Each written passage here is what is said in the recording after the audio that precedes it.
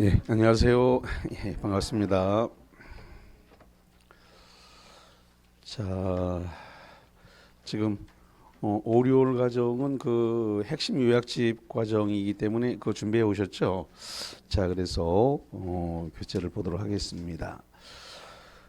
민법 총칙인데요. 민법 총칙 중에서 법률 행위부터 보겠습니다. 196페이지입니다. 196페이지.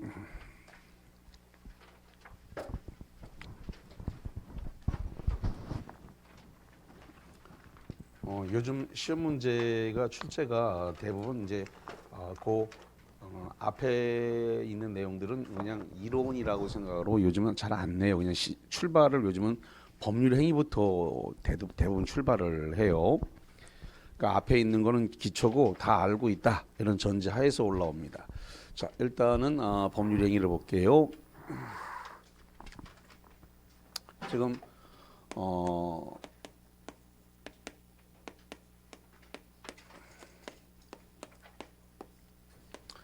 법률행위라고 하면은 이제 당사자가 원하는 대로 의욕하는 대로 법률 효과를 발생시키기 위해서 하는 행위를 갖다가 법률행위라고 얘기하는데 이 법률행위에 보면은 단독행위가 있다라고 그랬어요. 단독행위가 있고 그다음에 여기에 따라서 계약이 있다 이렇게 말씀을 드렸고 그 다음에 합동행위가 있다 이렇게 정리를 했습니다. 그러면은 단독행위란 말이 뜻이 뭐라 그랬나요? 단독행위는 의사표시 그러니까 법률행위는 당사자가 원하는 대로 의욕하는 대로 효력이 발생하기 위해서는 의사표시가 반드시 하나 이상은 있어야 된다는 겁니다. 법률행위가 구성되기 위해서 뭐가 있어야 된다고요? 의사표시. 의사표시가 반드시 하나 이상은 있어야 되는데 정말로 의사표시가 하나만 있는 걸 뭐라 한다고요? 단독행위. 정말로 의사표시가 한 개인 것은 단독행위고 의사표시가 두 개인데 대립되는 의사표시가 두 개인 건 뭐라 한다고요? 계약. 서로 대립된다. 대립된다는 건 싸운다는 게 아니라 상대방을 향하여라는 뜻이라고 했습니다. 상대방을 향하여. 합동행위는 의사표시가 두 개인데 동일한 방향, 같은 방향으로 두 개다. 그래서 같은, 동일한 이런 동일한 방향으로 두 개 이상이다. 이런 내용으로 말씀을 드렸고요. 단독행위가 그 교재 오른쪽 페이지 상단부에 보면은 그 단독행위 계약 이렇게 돼 있죠. 오른쪽 페이지 꼭대기에 있습니다. 오른쪽 페이지 꼭대기에 보면 거기 단독행위 계약 이런 말이 나와 있어요. 그래서 정말로 의사표시가 한 개인 것은 단독행위고 그러니까 의사표시 한 개만으로도 효력이 발생한다. 그 다음에 계약은 의사표시 두 개의 의사의 합치가 있어야 효력이 발생한다. 이런 것인데 그래서 요 단독행위는 상대방 있는 단독행위와 상대방 없는 단독행위 이렇게 나눠진다라고 했어요. 그래서 상대방 있는 단독행위는 어떻게 외우고 있어요? 동철이가 상추 먹고 취해서 헤헤 웃는데 채 이렇게 했고요. 상대방 없는 단독행위는 뭐라고 했어요? 유죄포 이렇게 정리를 했습니다. 자, 그다음에 계약은 이제 의사표시가 이제 두 개다 이렇게 말씀을 드렸고요. 이 법률행위가 성립하기 위해서 어떤 성립 요건을 갖춰야 되는데 이 법률행위의 어떠한 성립 요건, 일반적으로 성립하기 위한 성립 요건은 세 가지가 필요하다 그랬어요. 세 가지. 그래서 그건 왼쪽 페이지에 있죠. 그 왼쪽 페이지입니다. 왼쪽 페이지니까 196페이지에 보면은 그 가운데에 2번에 법률행위 요건 그래서 일반적 성립 요건 그래서 거기 세 개 나왔습니다. 뭐뭐 나와 있어요? 당사자 의사표시, 당사자 목적 의사표시 이렇게 세 개가 주어졌습니다. 그래서 성립 요건으로서 일단 당사자가 있어야 되겠다. 뭐 당사자라고 하는 건 매도인과 매수인, 임대인과 임차인 뭐 이런 당사자가 있어야 되고 그 다음에 목적이 있어야 된다. 이 목적을 다른 말로 얘기해서는 내용이라 그래요. 다시 합니다. 목적을 다른 말로 뭐라고 표현한다고요? 내용이라 그래요. 목적. 그래서 내용이 있어야 되고 그러니까 뭐 매매를 목적으로 했느냐 아니면 뭐 임대차를 목적으로 했느냐 뭐 교환을 목적으로 했느냐 이런 목적 내용이 있어야 된다는 소리가 되겠고 그다음에 세 번째로서 의사 표시가 있어야 되는데 의사와 표시가 일치해야 된다는 거죠. 다시 한번 뭐가 있어야 한다고요? 의사 표시. 의사와 표시가 있어야 되는데 의사와 표시가 뭐야 된다고요? 일치해야 되고 그다음에 하자 없는 의사 표시 된다.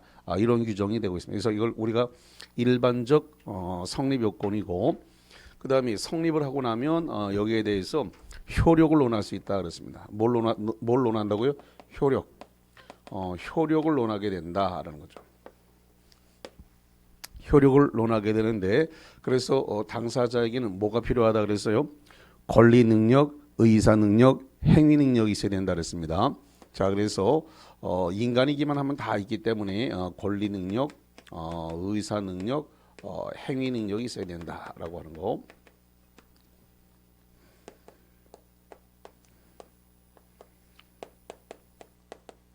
근데 이제 요 의사 능력이라든가 권리 능력이라든가 의사 능력이 없다 그러면 근데 뭐 권리 능력에 대해서는 인간임이 다 있으니까 이게 없을 리는 없고 그러면 의사 능력이 없을 수가 있는데 뭐 만취한 상태에서 뭐 기약을 했다 뭐 이런 게 이제 의사 능력이 없는 무능력 상태인데 이런 의사 무능력 상태에서 기약이 이루어지게 되면 법률 효력이 어떻게 된다 그랬어요?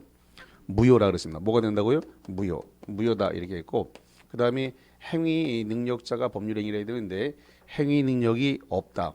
행위 능력이 없으면 우리가 제한 능력자다 이렇게 얘기를 했는데요. 제한 능력자가 법률 행위를 하더라도 법률 행위는 유효다. 다만 뭐 할 수 있다? 취소할 수 있다. 제한 능력자의 법률 행위도 유효지만 취소할 수 있다.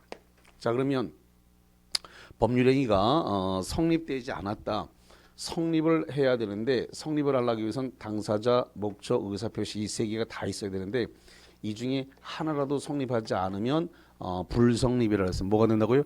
불성립 다른 말로 얘기해가지고 부존재. 그러면 불성립과 부존재 상태에서는 무효와 취소를 논할 수 있다 없다? 없다. 이제 거기에 이제 전형적으로 물어보는 그런 문제가 되겠고. 그 다음에 목적에서 나오는 것이 지금 이제 목적은 이제 확정할 수 있어야 되고 그 다음에 실현 가능해야 되고 그 다음에 적법해야 되고 그 다음에 사회적 타당성을 가져야 된다 이렇게 됐습니다. 사회적 타당성을 갖춰야 된다. 그래서 이걸 갖다가 이렇게 확가적사 이렇게 암기를 했습니다. 확가적사다. 그 다음에 의사와 표시는 뭘 해야 된다고요? 일치해야 되고 의사 표시에 뭐가 없어야 된다고요? 하자가 없어야 된다. 하자가 없을 것을 요한다. 이렇게 되어 있습니다. 그럼 이제 시험 문제에서 자주 물어보는 게 농지 취득 자격 증명인데 농지 취득 자격 증명은 효력 발생 요건이다. 이런 식의 문제가 자주 나오기 때문에 거기 가지고 계신 교재 밑에 그런 걸 써놨죠. 빈출이라 그래가지고 뭐라고 되냐면 농지 취득 자격 증명은 농지 매매 효력 발생 요건이 아니고 무슨 요건이라고 돼 있어요? 등기 요건이다. 그래서 농지 취득 자격 증명은 농지 매매에 있어서의 효력 발생 요건은 아니다라고 하는. 요게 이제 여러 번 기출 문제로 올라왔고요. 그다음 그 밑에 보면 토지거래 허가구역 안에서의 관할관청에서 허가를 받아야 되는 거 그거 토지거래 허가는 무슨 요건이라고 했어요? 효력 발생 요건이다라고 돼 있는 거 그거 구분을 해서 보시면 되겠습니다. 자, 그다음에 그 오른쪽에 보니까 그 단독행위와 기약은 제가 조금 전에 말씀을 드린 것이고 그다음에 의무부담행위 나왔는데 그 기본소에는 그게 채권행위라고 이렇게 되어 있었고 그 뒤에 이제 의무부담행위를 뒤에 조그맣게 가로로 이렇게 돼 있었는데 지금 여기는 똑바로 요약집 상태는 똑바르게 잡았네요. 그래서 요즘 시험 문제는 채권행위라고 주지 않고 의무부담행위로 시험 문제가 주로 나온단 말입니다. 그래서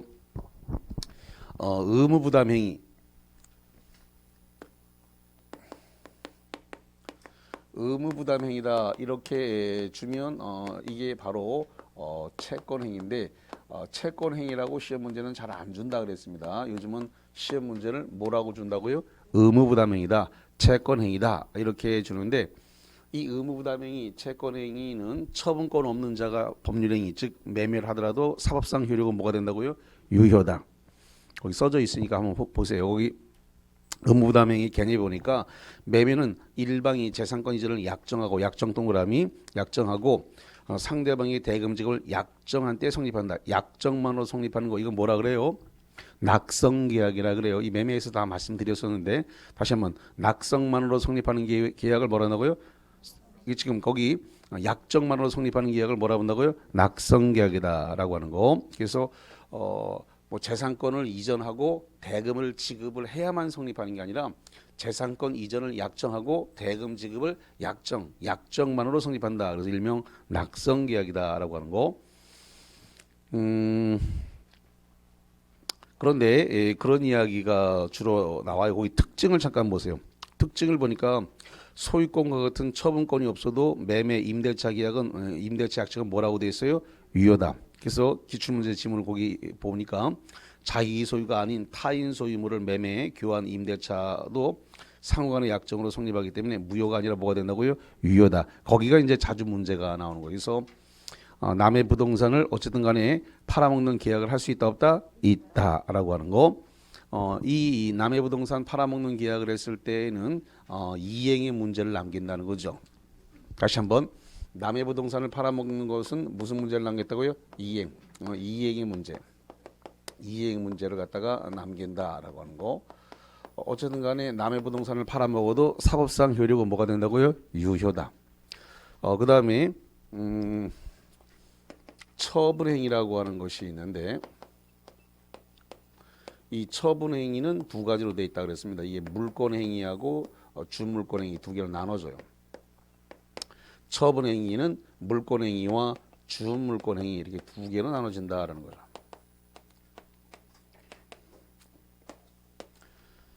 처분행위는 처분권 없는 자, 처분권 없는 자가 한 처분행위는 무효다 이렇게 돼 있다 그랬어요. 거기 한번 확인을 해볼게요. 처분행위는 즉시 효력이 생기는다. 근데 거기 3번 동그라미 특징을 보니까 처분권 없는 자의 처분행위는 뭐라고 돼 있어요? 효력이 없다. 효력이 없는 걸 뭐라 그래요? 무효다. 이렇게 얘기를 하죠.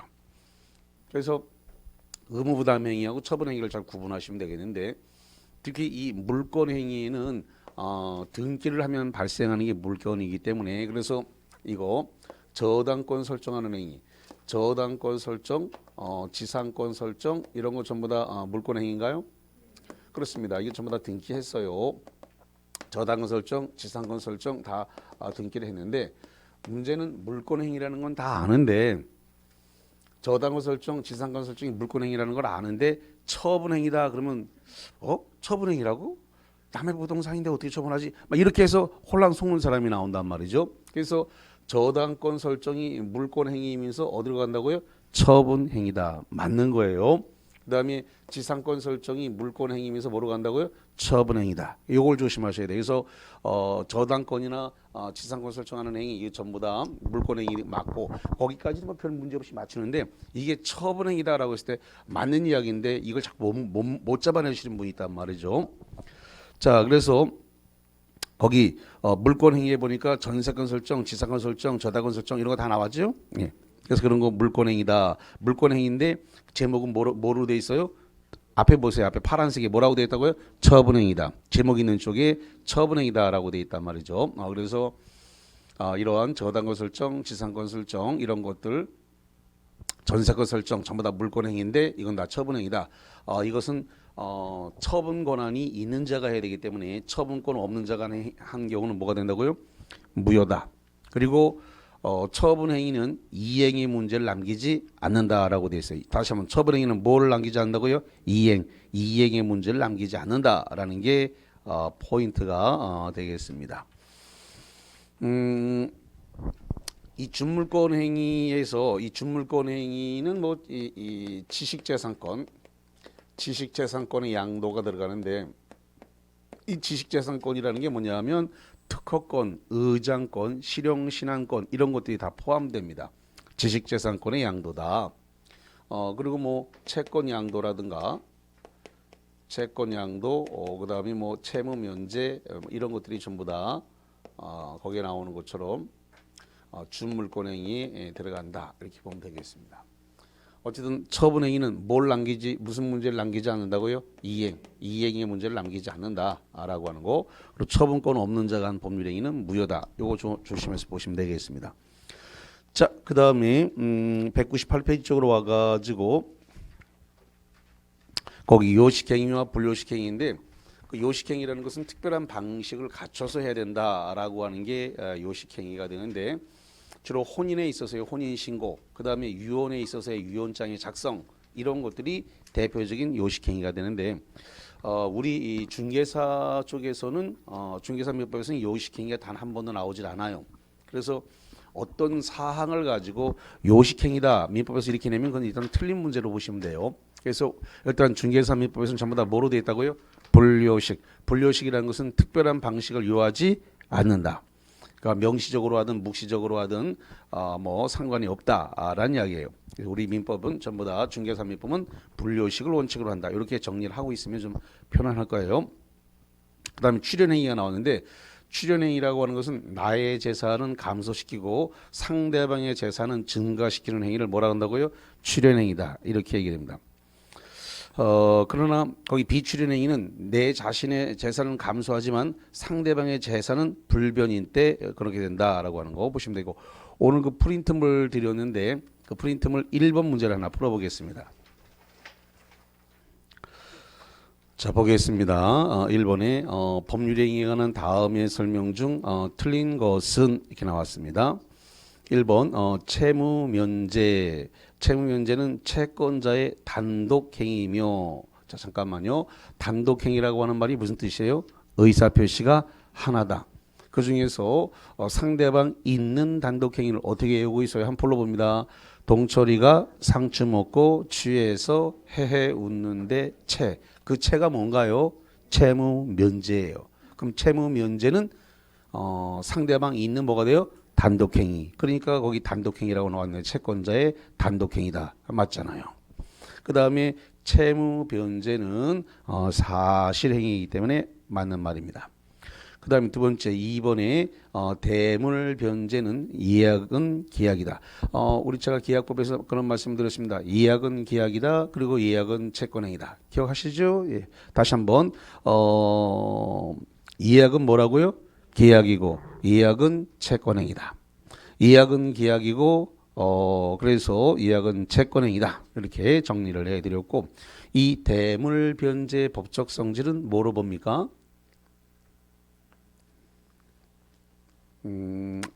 써먹으려 그러면 이게 그래서 리갈 마인드인데 이게 이제 알아도 써먹으려면 숙성이 필요로 해요. 대물변제 법적 성질은 요물계약이에요. 뭐가 된다고요? 요물계약. 자, 요물계약의 종류 4개 있다는 거 기억하시죠? 다시 한번 요물계약 종류 4개 있다 그랬잖아요. 예, 어떻게 4개예요? 현대계보. 그 현대계보가 요물계약인데 그러면 현대계보의 현이 뭐예요? 현상광고. 대가 뭐예요? 대물변제. 그 다음에 현대계보할 때 계가 뭐예요? 계약금 계약. 그 다음에 현대계보할 때 보, 마지막 보가 뭐예요? 보증금 계약이거든요. 그러면 현재 그러니까 여기 대물변제 법적 성질은 뭐로 간다고요? 요물계약인 거예요. 요물계약. 그러니까 알아도 써먹으려고 하려면 숙성이 필요하다고. 그래서 이게 숙성시킬 때까지 시간이 필요하기 때문에 자꾸 연습을 좀 하셔야 돼요. 그래서 집에 시험장 끝나고 집에 와서 보면 다 보여요. 근데 시험장에서는 안 보인단 말이에요. 왜냐하면 짧은 주어진 45초, 50초 내에 해결을 해야 되기 때문에, 그렇기 때문에 그럼 한 지문당 거의 5초 안쪽에서 그 승부가 나야 된다는 거거든요. 자, 그래서 이 대물변제 예약은 계약이고 예약은 채권행위고 대물변제 법적 성질은 요물계약이다라고 하는 거. 자, 그 다음에 세 번째 상계. 자, 상계라는 것은 뭐냐면 이제 이런 겁니다. 내가 당신한테 받을 돈이 있고 줄 돈도 있는데 내가 그거 줄 돈 그 받을 돈하고 퉁쳐서 차익만 계산하자. 그래서 채무자가 상계를 주장하면 바로 주장과 동시에 법률적 효력이 생겨요. 형성권이라는 소리예요. 그래서 거기 대물변제 아니 3번의 상계는 채무자의 뭐가 된다고요? 단독행위다라는 겁니다. 잠깐만, 단독행위 어떻게 외우고 있어요? 다시 보면 뭐라고요? 동철이가 상추 먹고 상이 뭔데요? 상계예요. 상계. 그래서 뭐가 된다고요? 단독행위. 맞네.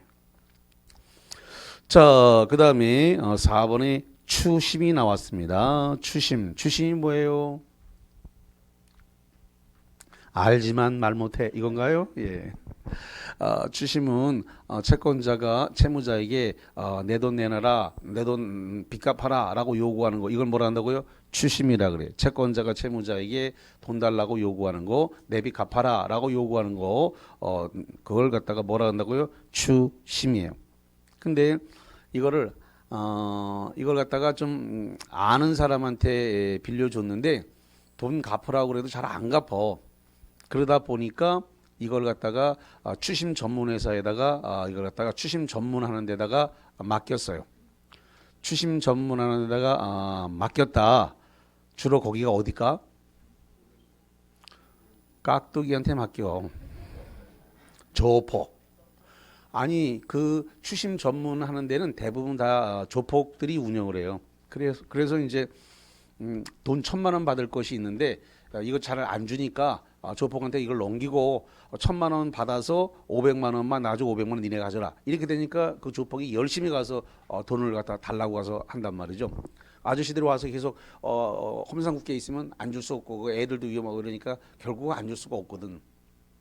그러니까 이제 결론적으로 추심이라는 것은 나의 돈 받을 거 채권을 갖다가 달라고 요구할 수 있는 권리인데 내 재산을 누군가에다가 맡긴 거란 말이에요. 돈 받아달라고 이렇게. 그러니까 재산을 신탁한 거야. 다시 한번 돈 받을 수 있는 재산을 누군가에게 맡겼기 때문에 추심은 재산권에 대한 뭐라고요? 신탁. 그래서 내 재산 좀 받아다오. 재산을 마치게 신탁. 그래서 추심을 위한 채권의 양도는 뭐가 된다고요? 신탁행위다. 맞다는 소리고요. 그 다음에 5번에 경계와 공탁은 상대방이 있는 단독행위다. 자, 경계가 뭔가요? 경계라고 하는 것이 구채무를 소멸시키고 신채무를 발생시키는 것을 경계라고 그랬고 이 경계는 계약이라고 그랬습니다. 다시 한번 경계는 뭐라고요? 계약. 경계는 계약이에요. 자, 예를 들어서 이렇게 볼게요. 돈 300만 원 받을 수 있는 권리가 있었는데 그 300만 원짜리 그 계약을 자전거를 사주겠다 이렇게 바뀌었습니다. 그러면 300만 원짜리 채권이 자전거 채권으로 바뀐 거예요. 그러면 구채무가 소멸시키고 신채무가 발생된 이런 상태를 뭐라 한다고요? 경계라 그러고 경계는 뭐라고요? 계약인 거예요. 경계는 계약이다. 잠깐만 300만 원짜리 돈 받을 수 있는 채권이 자전거 사주는 채권으로 바뀌었다라고 그랬습니다. 혹시 그렇게 생각하면 300만 원 받는 게 낫지 않나 이렇게 생각할지 모르겠는데 이게 자전거도 말이죠. 이게 1,500만 원짜리 3,000만 원짜리 자전거가 있어요. 자전거가 옛날에 그 10만 원 20만 원 하던 시대의 자전거가 아니란 말이에요. 요즘은. 그래서 자전거가 뭐 300만 원, 500만 원, 1,000만 원, 3,000만 원 막 이렇게 하는 자전거 수두룩해요. 옛날처럼 막 10만 원, 20만 원 하는 게 아니라서. 그래서 300만 원짜리 채권이 자전거 채권으로 바뀌었다 그랬을 때 그 자전거 채권이 뭐 그 산악용 발음이 잘 안 되네. 산악용 그 산악욕 그 이렇게 발음이 안 되네. 산악용 뭐라고? 그래 MTV. 그런 거는 아주 비싸. 그거 얼마예요 그게? 기본이 300. 그러면 좀 기본이 300이니까 좀 웬만큼 갖추면 얼마가 된다 그게? 아니 그러니까 기본이 300이라고 그랬으니까 그러면 뭐 이렇게 웬만큼 갖춰서 탈라 그러면 얼마쯤 줘야 되는 거야? 그러니까 조금 갖추면은 2천이란 말이 나왔습니다. 예, 2천이란 말이 나왔어요. 그러니까 이 장난이 아니에요. 자전거 값이 뭐 이렇게 티코 한 대 값이야. 그래서 티코 그 모닝 값 모닝 값이야 이 자전거 값이. 그래서 장난이 아니에요. 어쨌든 간에 그래서 구채무를 소멸시키고 신채무를 발생시키는 걸 뭐라 그런다고요? 경계계약이에요. 경계계약. 그 다음에 공탁이라는 것이 나왔는데 공탁은 어떤 그 재산권을 갖다가 임치 맡기는 겁니다. 그러니까 예를 들어서 어떠한 물건이라든가 유가증권이라든가 기타 어떤 재산권을 갖다가 맡기는 거예요. 그래서 어떤 물건이나 유가증권이나 기타 재산권에 해당되는 걸 갖다가 맡기는 걸 뭐라 그러냐면 임치라 그래. 뭐라 한다고요? 임치. 그럼 임치는 맡기는 사람과 맡아주는 사람이 그걸 갖다가 계약을 체결하는 거니까. 그러니까 그래서 공탁은 임치 계약이 되는 겁니다. 다시 한번 공탁은 뭐가 된다고요? 임치 계약으로 이루어지게 됩니다. 공탁은 임치 계약이다라고 하는 거. 그래서 5번 경계와 공탁은 상대방이 있는 단독 행위가 아니고 둘 다 뭐로 간다? 계약이다. 이게 계약. 그래서 5번이 틀린 거예요. 자, 그래서 거기까지 관련 내용을 쫙 봤어요. 사실은 그 1번 문제 하나 가지면 학생 테스트는 거의 다 끝난 거예요. 사실은. 한 문제, 그 1번 한 문제에서 일단 사실상 그 학생의 민법 테스트는 거의 다 끝났다고 보면 돼요. 그 1번 한 문제가. 자, 간단하지만 전반적인 내용이 다 들어있기 때문에 그냥 그래서 간단한 1번 문제 하나로 그냥 승부가 난 거야. 사실상 이 학생의 실력이 어느 정도 되냐. 그러니까 그냥 1번 문제 다른 거 안 물어봐도 딱 그 1번 문제 하나로 다 그냥 그 결론 지어지는 거예요. 괜찮아요. 근데 시험 날짜는 10월 30일이기 때문에 아직 많이 남았고요. 오리오리 한 번 돌고 아직 기회가 한 번 더 남았어요. 7, 8월에 첫 진도가 또 있잖아요. 7, 8월에 첫 진도 또 있어요. 그 단원별 문제집에 의해서 첫 진도가 또 들어간단 말이죠. 그러니까 기회가 아직 한 번 더 남았어요. 그래서 5, 6월 요약집까지 정리하고 7, 8월에 문제집 정리하면은 이제 많이 좋아져서 9, 10월 달 되면 이제 문제를 턱 이게 찍어지게 될 겁니다. 그러니까 이게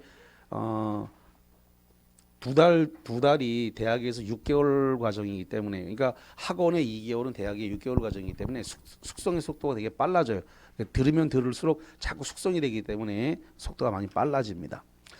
자, 그러면 이제 198페이지에 거기 중간에 4번 네모에 법률행위의 목적, 그래서 유효 요건이 나왔습니다.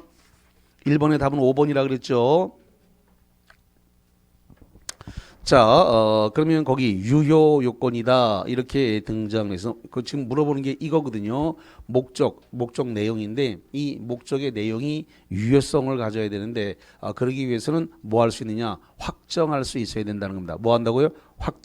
확정할 수 있어야 되는데 법률 행위 시, 계약 체결 시 반드시 확정되어 있어야 되는 것은 아니다. 그럼 언제까지 확정하면 돼요? 장차 이행기까지 확정할 수 있는 방법과 기준이 만들어져 있으면 충분하다라는 겁니다. 물론 계약 체결 시에 확정할 수 있으면 좋겠지만 확정할 수 없다고 해서 무효가 되는 건 아니란 말이죠. 언제까지 확정할 수 있는 방법과 기준이 정해져 있으면 된다고요? 이행기까지. 이행기라는 것은 이제 등기 넘기고 잔금 치고 이 시기가 이행기가 됩니다. 그래서 그때까지 확정할 수 있는 방법과 기준, 여기서 방법과 기준 같은 경우 주로 모델하우스 같은 것이 이제 주 대상이 되겠죠. 그래서 거기 확정성을 한번 보세요. 확정할 수 있어야 되는데 매매계약에서 매매대금과 목적물의 확정은 계약 당시에 반드시 동그라미 친다. 반드시 구체적으로 확정돼야 되는 것은 아니고 자르고 사후에라도 확정할 수 있는 기준, 방법과 기준이 정해져 있으면 된다. 그래요. 그래서 시험 문제가 반드시 구체적으로 확정되어야 한다라고 시험 문제를 자꾸 준단 말이죠. 반드시 구체적으로 확정되어야 되는 것은 뭐라고요? 아니고. 그 아니고를 동그라미 아니고. 그리고 여기서 이행기까지 사후에라도라고 해서 그 사후에라고 하는 것이 판례가 언제라고 얘기한다고요? 이행기라고 규정을 하고 있어요. 그 다음에 등장하는 것이 거기 실현 가능성을 얘기하고 있습니다. 그래서 여기입니다. 실현 가능해야 된다. 그래서 실현과 그 불실현, 불능을 가르는 그 기점은 언제예요? 계약 체결 시에요. 법률 행위시입니다. 자, 다시 말합니다. 실현 가능하냐, 실현 불가능하냐를 나누는 기준점, 실현 가능과 불가능을 나누는 시점은 언제를 기점으로 나눈다고요? 법률 행위 시 계약 체결 시를 기점으로 해가지고 그게 실현 가능한지 불가능한지를 판단하는 시점은 그 법률 행위 시 계약 체결 시를 기점으로 판단한다는 겁니다. 그래서 등장을 하는 것이 원시적 불능과 후발적 불능이 거기서 발생을 하게 됩니다.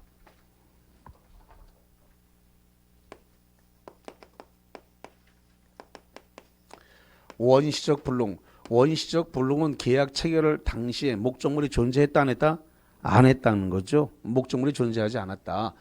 그래서 예를 들어 가지고 7월 1일 날 계약을 하는데 예를 들어 가지고 6월 25일 날 화재가 나서 다 타버렸다. 그래서 화재로 지금 목적물이 전소 다 타버렸다는 겁니다. 그러면 목적물이 없는데 7월 1일 날 계약했으니까 계약 체결 시를 기점으로 놓고 보면 존재하지 않는 목적물을 팔아먹은 거죠. 예, 이런 상태를 뭐라 본다고요? 원시적 불능이다. 근데 전소 다 타버렸으니까 이것은 전부 불능이게 됩니다. 다시 한번 전소란 건 홀랑 다 탔으니까 불능은 불능인데 다 타버렸으니까 전부 불능이 된다고요. 무슨 불능이라고요? 전부 불능. 전부 불능입니다. 그래서 원시적 불능이면서 전부 불능이게 되면은 이게 법률행위 요 7월 1일 날 계약한 것은 뭐가 된다? 무효다. 뭐가 됐다고요? 무효예요. 무효이면서 무슨 문제를 남기냐면 계약 체결상의 과실 책임 문제를 남긴다는 거예요. 다시 한번 뭘 남긴다고요? 계약 체결상의 과실 책임. 계약 체결상의 과실 책임의 문제를 남기게 된다라고 하는 거. 그러면 계약 체결상의 과실 책임의 문제를 남기게 되면 계약법에서는 어떻게 하라고 돼 있던가요? 손해배상하라고 돼 있어요. 그러면 손해배상의 범위는 어떻게 된다? 신뢰이익을 배상하라. 다시 한번 과실 책임, 계약 체결상의 과실 책임을 져야 되니까 과실 책임으로서 손해배상을 해줘야 되는데 그 손해배상의 범위가 뭐라고요? 신뢰이익을 배상하라. 신뢰이익을 배상하라. 민법 전체를 놓고 봤을 때 손해배상하라라는 말이 나오게 되면 무슨 손해를 배상해 주는 거라 그랬어요? 이행이익을 배상하는 겁니다. 뭘 배상한다고요? 이행이익. 그래서 민법이나 공법이나 다 똑같습니다. 손해배상을 한다 그러면 이행이익을 물어주는 거예요. 그런데 딱 한 개가 예외가 있단 말이에요. 예, 딱 한 개. 그래서 신뢰이익을 배상해야 되는 경우가 딱 한 번 나온다. 어디서 나왔다? 계약 체결상에 뭐라고요? 과실 책임만 유일하게 뭐가 된다고요? 신뢰이익 배상이다. 이게 민법에서는 딱 하나밖에 없으니까 고민할 것도 없어요. 그래서 신뢰이익 배상 딱 나오면 계약 체결상의 과실, 계약 체결상의 과실 책임 딱 하나밖에 없어요. 그 외에 민법에서 손해배상한다는 말이 나오게 되면 다 뭘로 간다고요? 이행이익을 배상한다. 이렇게 정리를 하겠습니다. 자, 그래서 요 케이스는 원시적 불능이면서 전부 불능일 때 정리했고, 만약에 그러면 말을 바꿔서 일부 불능이다. 전부 불능이 아니고 일부 불능일 때는 어떻게 되느냐? 일부 불능일 때는 이것은 대금감액으로 가면 됩니다. 다시 한번 뭐로 간다고요? 대금감액. 일부 불능일 때는 대금감액을 하면 되니까 요건 얘기가 좀 약간 달라지는 겁니다. 자, 그 다음에 계약 체결을 했는데 계약 체결한 이후, 그러니까 원시적 불능은 계약 체결하기 이전에 이미 불능이 된 상태고 계약 체결하고 난 이후에 목적물이 전부 다 탔습니다. 예를 들어서 7월 20일경에 화재가 나서 전소 다 타버렸습니다. 이렇게 된 상태를 후발적 불능이라 불러요. 뭐라고 한다고요? 후발적 불능. 후발적 불능 상태에서의 이 상태의 계약은 어떻게 된다? 유효다. 그래서 후발적 불능 상태의 법률행위는 유효. 왜 유효냐? 7월 1일 계약서를 쓸 당시에 목적물은 뭐하고 있었다? 존재하고 있었다. 그런 다음에 7월 20일 계약 체결하고 난 이후에 불능이 됐기 때문에 이건 후발적 불능이고, 그 다음에 지금 당사자에게 특히 채무자에게 귀책 사유가 없다. 채무자에게 귀책 사유가 없다면 무슨 문제를 남기게 된다? 위험부담의 문제로 간다. 뭐로 간다고요? 위험부담. 계약법에서 위험부담의 문제로 간다는 겁니다. 잠깐만 지금 민법 총칙을 하는데 왜 자꾸 기약법 얘기를 하냐면 요즘에 시험 문제는 총칙을 내면서 총칙만을 내는 게 아니라 기약법하고 믹스를 해서 내요. 그래서 기약법이 모르면 총칙 문제가 안 풀리게 돼 있어요. 다시 한번 총칙 문제가 총칙으로만 내는 게 아니라 어디하고 섞어서 낸다고요. 계약법하고 믹스를 해서 혼합형 문제가 되기 때문에 총칙이 총칙만 안 하고는 안 풀려요. 총칙이 계약법하고 믹스돼서 계약법 자체를 이해하고 있는 경우에는 문제가 딱 풀리게 문제를 섞어치기를 해서 주게 돼요. 단순 총칙 문제가 아니에요. 결론적으로 계약법하고 섞어서 문제가 나온다. 그래서 위험 부담 문제는 계약법 문제지만 여기가 후발적 불능이 문제가 나오면 꼭 위험 부담을 같이 물고 올라온단 말이죠. 이렇게 이해를 하시면 되고. 그래서 일단 후발적 불능이 나오면 유효냐 무효냐가 총칙적에서는 문제가 되는 거예요. 그래서 후발적 불능은 사법상 효력이 뭐가 된다고요? 유효. 원시적 불능은 사법상 효력이 뭐가 된다고요? 무효. 그래서 원시적 불능은 사법상 효력이 무효다. 전부 불능일 때 무효다. 그 다음에 채권자의 귀책 사유가 없을 때 후발적 불능은 위험 부담인데 만약에 잠깐만 이 채무자가 누굴 말하는 거다? 매도인이에요. 매도인. 이런 거 고민하면 안 되는 거예요. 다시 한번 채무자가 누구라고요? 매도인. 왜 지금 한옥이 지금 목적물 한옥을 지금 계약을 했는데 그 목적물 한옥이 지금 채무기 때문에 그래. 돈이 채무가 아니라 부동산이 채무다라는 부동산이 채무. 자, 그러면 만약에 채무자, 이 채무자에게 귀책 사유가 있다. 귀책 사유인 것은 잘못이 있다는 거죠. 귀책 사유가 있으면 어떻게 된다? 그럼 귀책 사유가 있다 그러면 채무자에게 귀책 사유가 있다 그러니까 매도인에게 귀책 사유가 있는 거예요. 그렇게 되면 계약 해제로 가는 거예요. 뭐로 간다고요? 계약 해제. 계약 해제로 안 끝나요. 그다음 뭐로 갈까? 손해배상으로 이어져요. 뭐로 간다고요? 손해배상. 손해배상으로 이어진다. 왜냐? 계약 해제가 나오면 1, 2, 3 삼형제가 쪼르륵 따라 나와야 돼. 그럼 계약 해제 뭐가 나와야 돼? 소급무효. 두 번째 원상회복. 세 번째 손해배상. 이게 뚜루룩 쭈룩 따라 나와야 돼요. 고민하지 말고 뚜루룩 이어서 올라와야 돼 이게. 그래서 후발적 불능이 유효이기는 사법상 효력은 유효인데 왜냐하면 계약 체결시를 기점으로 하는 거니까. 근데 채무자의 귀책 사유가 있느냐 없느냐에 따라서 뒤에가 달라진다. 채무자의 귀책 사유가 있으면 위험부담. 위험부담이 뭐예요? 네가 봐라 손해. 이거라니까. 다시 한번 위험부담이 뭐라고요? 네가 봐라 손해. 누가 손해 볼 거냐를 규정해 놓은 거란 말이죠. 그래서 누가 손해 봐야 돼요? 채무자가 손해 봐야지. 귀책 사유가 없다면 그럼 매도인 매수인 아무한테도 잘못이 없는 거예요. 그럼 삼자가 불을 냈거나 벼락을 맞아서 불이 났거나 이런 상태란 말이에요. 그러면 누가 손해 봐야 된다고요? 채무자. 채무자 위험부담주의다라는 이야기예요. 그 다음에 귀책 사유 있다, 잘못이 있다 그러면 계약을 해지하고 이건 뭐 물론 매수인이 계약을 해지하고 손해배상을 청구할 수 있다. 뭐 이런 이야기가 되겠습니다. 자, 그래서 거기까지 지금 정해서 뭐까지 본 거냐면 실현 가능성까지 본 겁니다. 그 다음에 어디로 가냐면 이제 이 적법이라고 하는 이 부분입니다. 적법.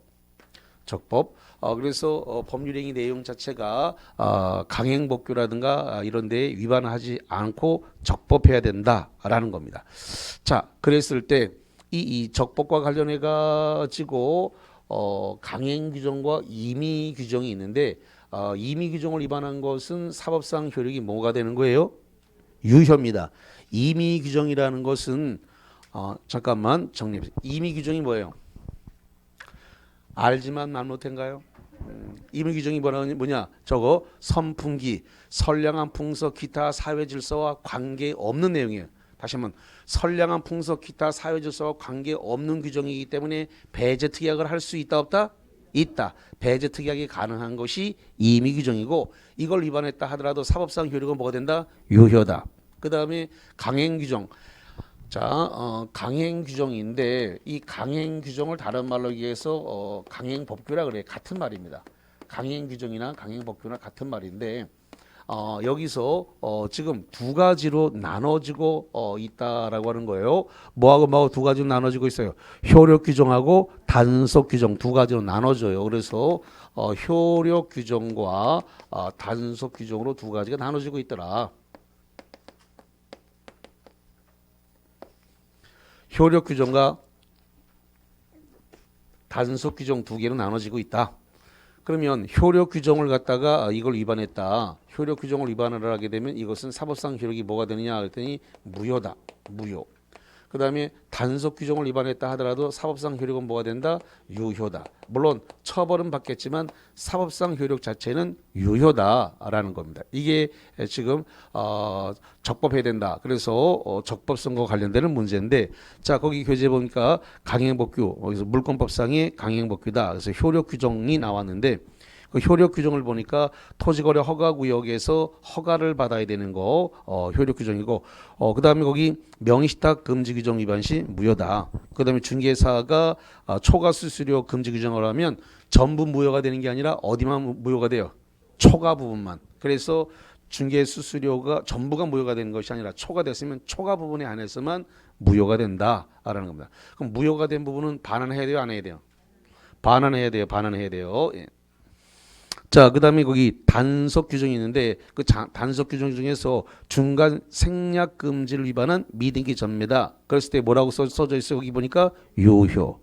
조심해야 될 것은 중간 생략 등기 전원이 합의를 해서 이루어진 것은 유효인데 단 토지거래 허가구역에서의 중간 생략 등기란 말이 나오면 뭐가 된다? 무효다. 그러니까 중간 생략 등기란 말이 나오면 잘 확인하셔야 돼요. 어디서의 중간 생략 등기냐? 그러니까 중간 생략 등기가 나왔다라고 하는 것은 일단 사법상 효력은 뭐라고요? 유효다. 중간 생략 등기 유효. 단 토지거래 허가구역 안에서의 중간 생략 등기라고 지금 뭐가 된다고요? 무효. 이렇게 나눠서 구분하시자 이 말씀을 드립니다. 자, 그래서 거기까지 됐고 그다음에 그 임의 규정은 이제 그 계약법적에서 나오는 건데 선량한 분석 기타 사회 질서와 관계가 없기 때문에 배제 특약이 가능하고 이걸 위반했다 하더라도 사법상 효력은 유효다 이렇게 정리를 했습니다.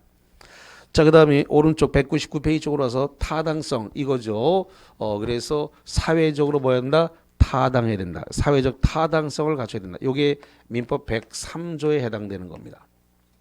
사회적 타당성. 그래서 시험 문제가 주로 여기 사회적 타당성에서 주로 문제가 나온다. 이렇게 보시면 되겠습니다. 자, 그래서 그 사회적 타당성 그 맨 꼭대기 보니까 거기 이 103조 그래서 거기 이 사회 타당성이다. 그래서 일명 거기 선풍기 등장을 했죠. 네, 선풍기 등장했네. 선량한 풍속 기타 사회 질서를 위반하는 사항을 내용을 하는 법률행위는 동그라미 뭐로 한다? 무효다. 그런데 그 무효는 무슨 무효일까요? 그 위에다가 쓰셔야지 절대적이라고. 무효 위에다가 쓰세요. 무슨 무효다? 절대적 무효다. 자, 그 다음에 거기 1번 가로에 보니까 반사회적 법률행위를 판단하는 기준이 나와 있어요. 내용 첫째, 내용이 사회 질서를 위반하는 경우에 무효다. 예를 들어서 첩계약이라든가 도박 하는 거. 자, 이제 아마도 이제 지금 그 판례가 이게 60년대, 70년대, 80년대 이런 판례이기 때문에 그래요. 요즘은 어떤 강 큰 남자가 첩계약을 하겠습니까? 옛날 제 아버지 때 이야기예요. 제 아버지 때 판례이기 때문에 그렇습니다. 예, 그래서 지금 그렇게 강 큰 남자 없어요. 옛날 얘기. 자, 그 다음에 둘째, 반사회적인 조건. 그래서 불법 조건이 붙었다. 불법 조건이 붙으면 조건만이 무효가 아니라 법률행위 전부를 다 무효로 한다. 자, 예를 들어서 이겁니다. 첩에게 징여를 했는데 첩계약이 종료가 되는 것을 해제 조건으로 징여를 했습니다. 이것은 어떻게 되는 거예요? 이게 무효예요, 무효. 왜냐 그러면은 조건 자체가 불법이란 말이에요. 첩계약이 해제 조건이다. 해제 조건의 뜻이 뭐예요? 효력이 소멸. 다시 한번 효력이 뭐 한다고요? 소멸. 그래서 첩계약을 종료했을 때 해제 조건이다. 그러면 첩계약이 종료가 됐으면 증여한 걸 돌려받겠다는 뜻이란 말이에요. 해제 조건이 뭐라고요? 소멸이라니까. 그럼 증여한 거 자체가 효력이 소멸된다고요. 언제 소멸된다고요? 첩계약이 종료시. 그래서 첩계약 종료시를 해제 조건으로 한 그 내연녀에게 한 그 증여계약 이렇게 나오게 되면 그건 조건만이 무효가 아니라 법률행위 전부가 다 뭐가 된다고요? 무효다. 이렇게 되는 겁니다. 자, 그다음에 거기 세 번째 보니까 반사회적 동기의 불법이 표시됐다. 자, 동기의 불법이라는 말이 나오게 되면 그거는 불법행위다. 그건 동기의 불법이라는 말이 나오면 반사회적 법률행위다 아니다. 그러니까 아직도 레갈 마인드가 이 리갈 마인드가 안 갖춰진 거란 말이에요. 이게 여러 차례 말씀을 제가 3월 달에도 말씀을 드렸는데 제가 아직 그걸 기억을 못 하는 거예요.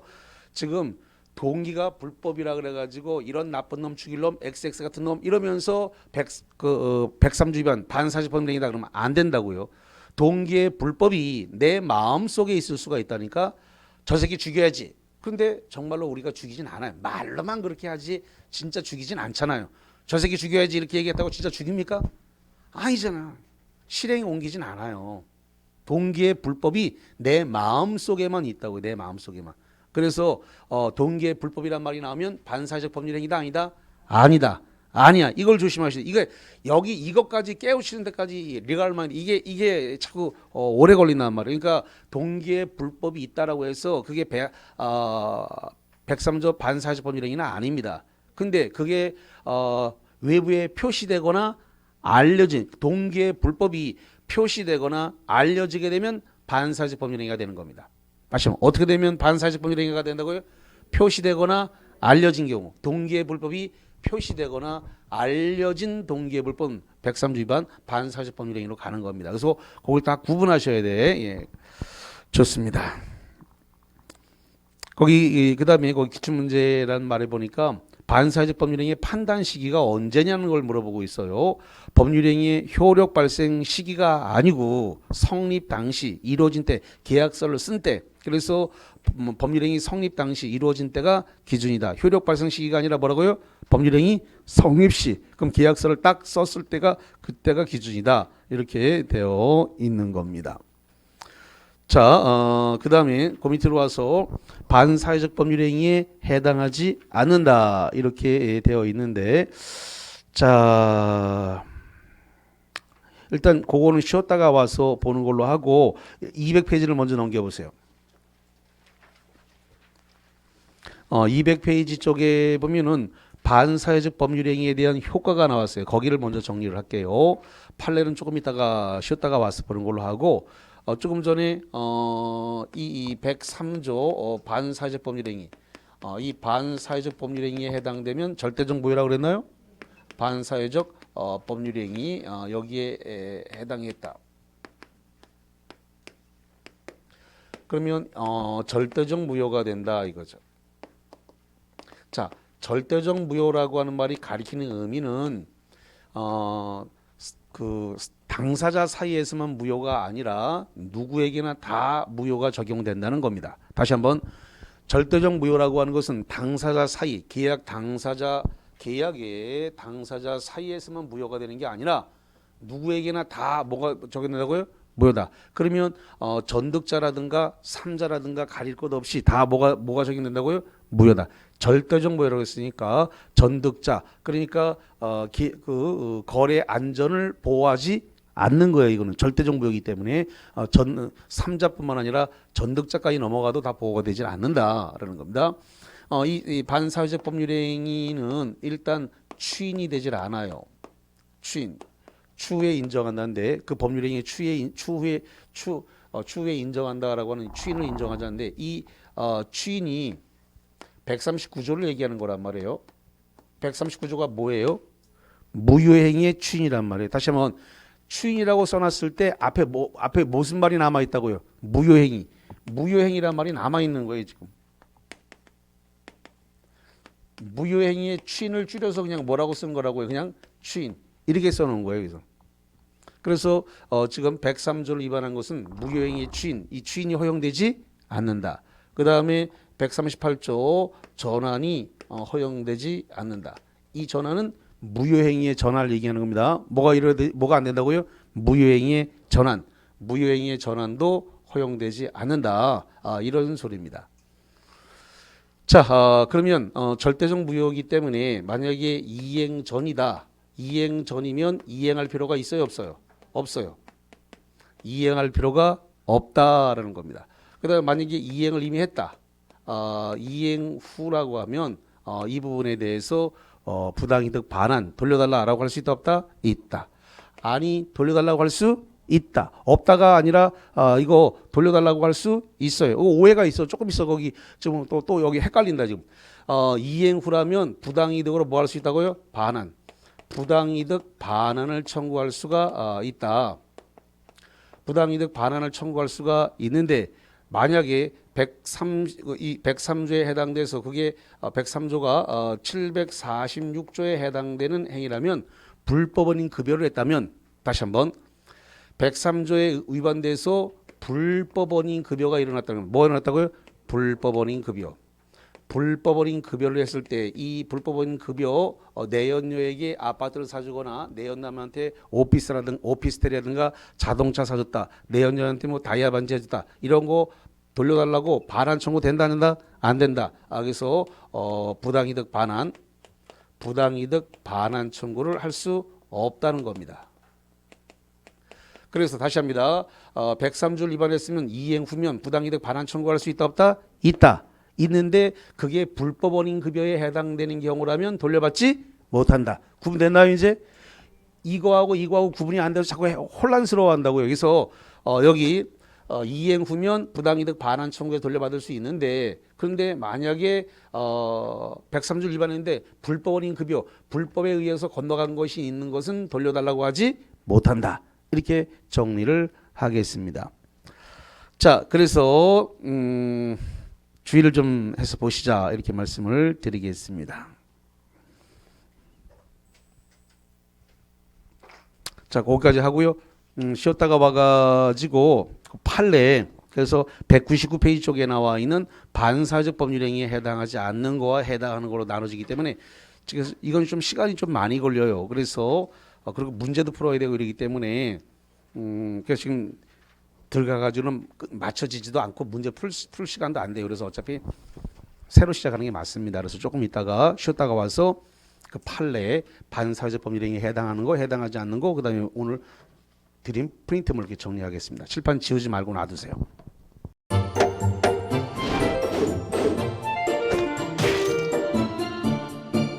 안녕하세요. 공인중개사 민법을 강의하고 있는 양민입니다. 자, 제가 준비한 거는 공인중개사 자료를 쉽게 다운받는 꿀팁을 준비해 보았습니다. 자, 공인중개사를 공부하다 보면 방대한 양의 자료를 접하게 됩니다. 하지만 그것을 일일이 다 출력을 하시거나 보관을 하는 데는 불편함이 따르죠. 이를 해소하기 위해서 핸드폰을 쉽게 활용할 수 있는 꿀팁을 준비했습니다. 네이버 밴드라는 어플을 통해 필요한 자료들을 보거나 다운받을 수 있습니다. 이 네이버 밴드를 활용하는 방법을 하나씩 알려드리도록 하겠습니다. 1단계, 네이버 밴드라는 어플을 다운받습니다. 가장 먼저 안드로이드 버전은 플레이 스토어를 클릭하시면 되겠습니다. 아이폰은 앱스토어에서 하시면 됩니다. 그 다음 검색창에 네이버 밴드를 검색하시고 다운 혹은 설치를 클릭하시면 되겠습니다. 이렇게요. 2단계, 밴드 어플에서 공수모를 검색해 주시면 되겠습니다. 밴드 어플을 누르시면 위쪽 상단에 보시는 것처럼 돋보기 모양의 아이콘이 보입니다. 이 돋보기 부분을 클릭하시게 되면 맨 위쪽에 하얀 공백의 검색창이 생기는데요. 이곳을 눌러서 공수모 이 세 글자를 쳐주시면 되겠습니다. 3단계는요. 해당 공수모 밴드를 들어가 주시면 됩니다.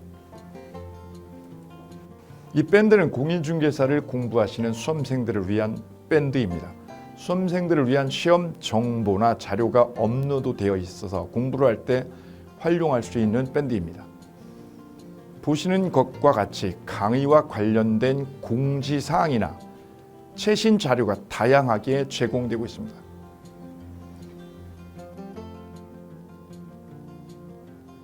4단계, 또 다른 꿀팁 모바일 일일학습법에 대해서 소개드릴까 합니다. 이제 핸드폰으로 짬 시간을 활용하셔서 공부하는 학습법을 알려드리도록 하겠습니다. 자료 페이지에서 뒤로 가기를 누르시면 처음 보셨던 페이지가 뜹니다. 여기서 내려가 보세요.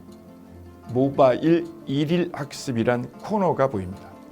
이 부분을 누르게 되면요, 매일 한 개씩 핵심 부분이라고 할 수 있는 문제가 업로드 되어 있고요. 더 아래로 쭉 내려가시면 정답과 해설 부분을 볼 수가 있습니다. 맨 아랫부분을 보시면 이렇게 댓글 쓰기도 남길 수 있으시죠. 스마일 부분을 눌러 좋아요로 표시할 수도 있습니다.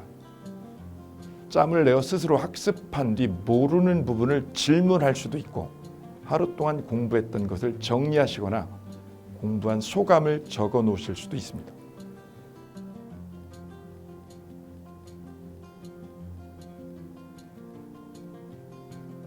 지금까지의 과정과 같이 공수모 밴드에 가입하신다면 다채롭게 업데이트되는 양질의 최근 자료들을 접하시고 활용할 수 있습니다. 꼭 가입하셔서 좋은 자료 많이 활용하시기 바랍니다.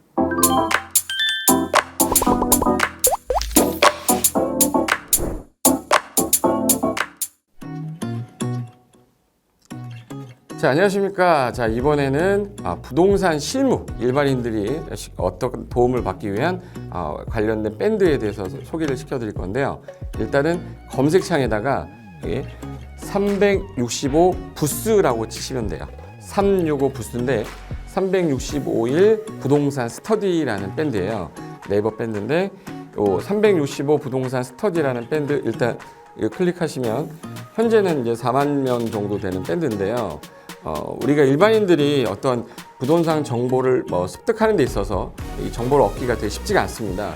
내가 어딘가를 찾아본다고 해서 잘 찾을 수 있는 것도 아니고, 어떤 전문가들이 하는 말들이 친밀성이 있는 건지 아닌지에 대해서도 우리가 잘 믿을 수가 없는 거기 때문에 그런 정보를 그래도 좀 손쉽게 찾아볼 수 있게끔 저희 이제 이 밴드에 구성된 전문가들이 정보를 좀 제공해 주는 거기 때문에 아마 유용하게 활용할 수 있을 거고요.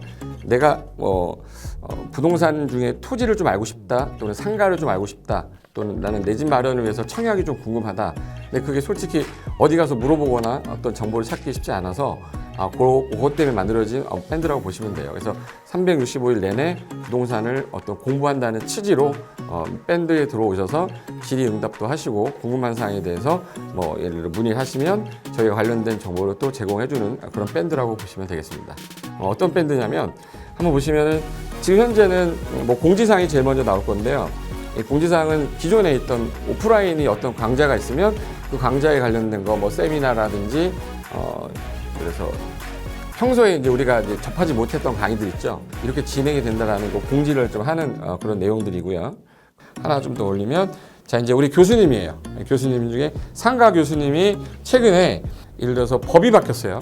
법이 바뀌게 되면 최근에 바뀐 법이 이런 바뀐 법이 있으니 중개업을 한다거나 투자를 할 때 좀 유의해서 알아보시면 좋겠습니다라는 거를 올려놓을 거예요.